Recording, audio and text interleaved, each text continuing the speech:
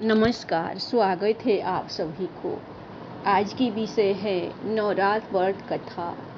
वैष्णो देवी ने अपने एक परम भक्त पंडित श्रीधर की भक्ति से प्रसन्न होकर उसकी लाज बचाई।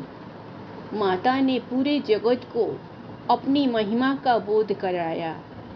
तब से आज तक लोग इस तीर्थ स्थल की यात्रा करते हैं और माता की कृपा पाते हैं।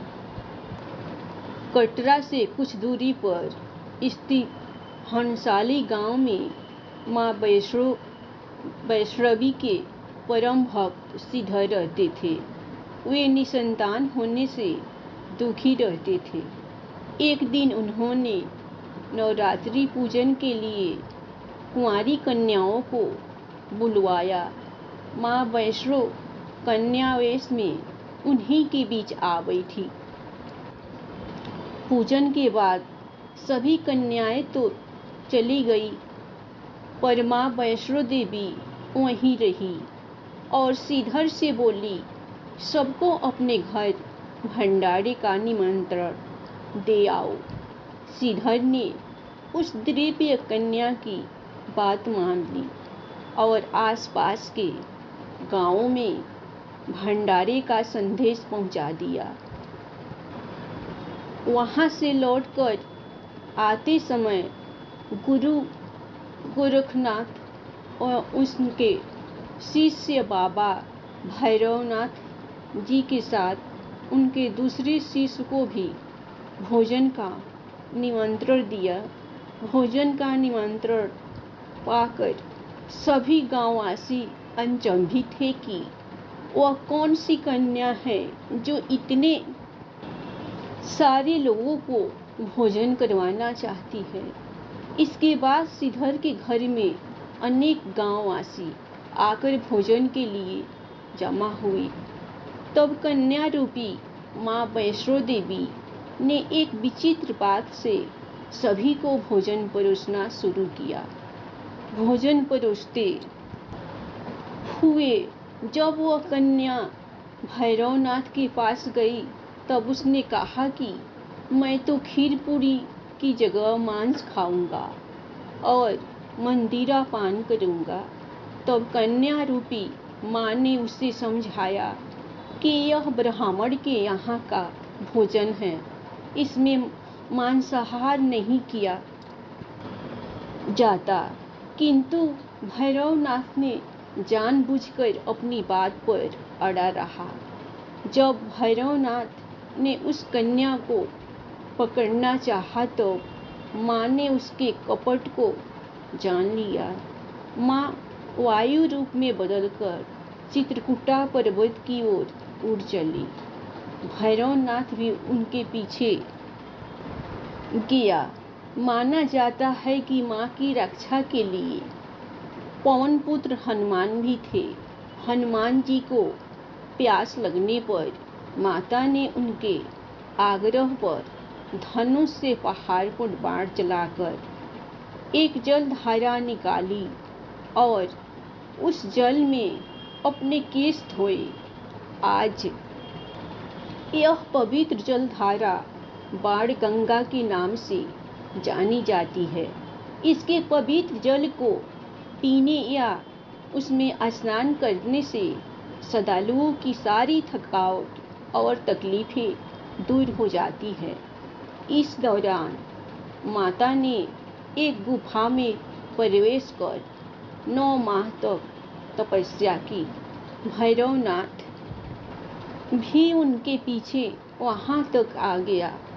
तब एक साधु ने भैरवनाथ से कहा कि तू जिसे एक कन्या समझ रहा है वह आदि शक्ति जगदम्बा है, इसीलिए उस महाशक्ति का पीछा छोड़ दे।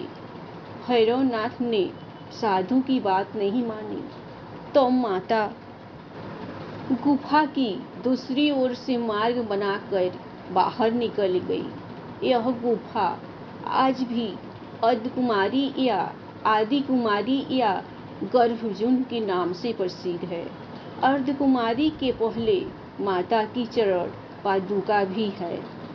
यह वह स्थान है जहाँ माता ने भागते भागते मुड़कर भैरवनाथ को देखा था। गुफा से बाहर निकलकर कन्या ने देवी का रूप धारण किया। माता ने भैरवनाथ को चिताया और वापस जाने को कहा, फिर भी वह नहीं माना। माता गुफा के भीतर चली गई तो माता की रक्षा के लिए हनुमान जी गुफा के बाहर थे और उन्होंने भैरवनाथ से युद्ध किया। भैरवनाथ ने फिर भी हार नहीं मानी। जब वीर लंगूर निढाल होने लगा तो माता वैष्णवी ने महाकाली का रूप लेकर भैरवनाथ का संहार कर दिया। भैरवनाथ का सिर कटकर भवन से 8 किमी दूर त्रिकुट पर्वत की भैरव घाटी में गिरा। उस स्थान को भैरवनाथ के मंदिर के नाम से जाना जाता है। जिस स्थान पर मां वैष्णो देवी ने हठी भैरवनाथ का वध किया, वह स्थान पवित्र गुफा अथवा भवन के नाम से प्रसिद्ध है। इसी स्थान पर मां महाकाली, दाएं मां महासरस्वती, मध्य और मां महालक्ष्मी बाएं पिंडी के रूप में गुफा में विराजमान है। इन तीनों के सम्मिलित रूप को ही मां वैष्णो देवी का रूप कहा जाता है। कहा जाता है कि अपने वध के बाद भैरवनाथ को अपनी भूल का पश्चाताप हुआ और उसने मां से क्षमादान की भीख मांगी। माता वैष्णो देवी जानती थी कि उन पर हमला करने के पीछे भैरव की प्रमुख मंशा मोक्ष प्राप्त करने की थी।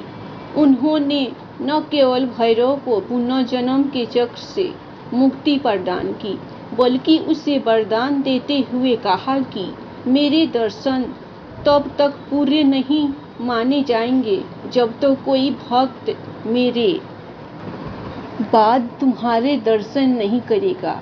उसी मान्यता के अनुसार आज भी भक्त माता वैष्णो देवी के दर्शन करने के बाद करीब 3.25 किलोमीटर की खड़ी चढ़ाई करके भैरवनाथ के दर्शन करने जाते हैं। इस बीच वैष्णो देवी ने 3 पिंड सिर सहित एक चट्टान का आकार ग्रहण किया और सदा के लिए ध्यानमग्न हो गई। इस बीच पंडित श्रीधर अधीन हो गए। वे त्रिकुटा पर्वत की ओर उसी रास्ते आगे बढ़े जो उन्होंने सपनों में देखा था। अनंत वे गुफा के द्वार पर पहुंचे। उन्होंने कई विधियों से पिंडों की पूजा को अपनी दिनचर्या बना ली। देवी उनकी पूजा से प्रसन्न हुई। वे उनके सामने प्रकट हुई और उन्हें आशीर्वाद दिया। तब से श्रीधर और उनके वंशज देवी मां वैष्णो देवी की पूजा करते आ रहे हैं। आज भी 12 मास वैष्णो देवी के दरबार में भक्तों का तांता लगा रहता है। सच्चे मन से याद करने पर माता सबका बेड़ा पार लगाती है। धन्यवाद। आप लोगों को कहानी पसंद आए तो आप लोग लाइक सब्सक्राइब जरूर कीजिएगा। हमेशा खुश रहिए, अपना ख्याल रखिए। जय माँ दुर्गा, जय माँ वैष्णो देवी।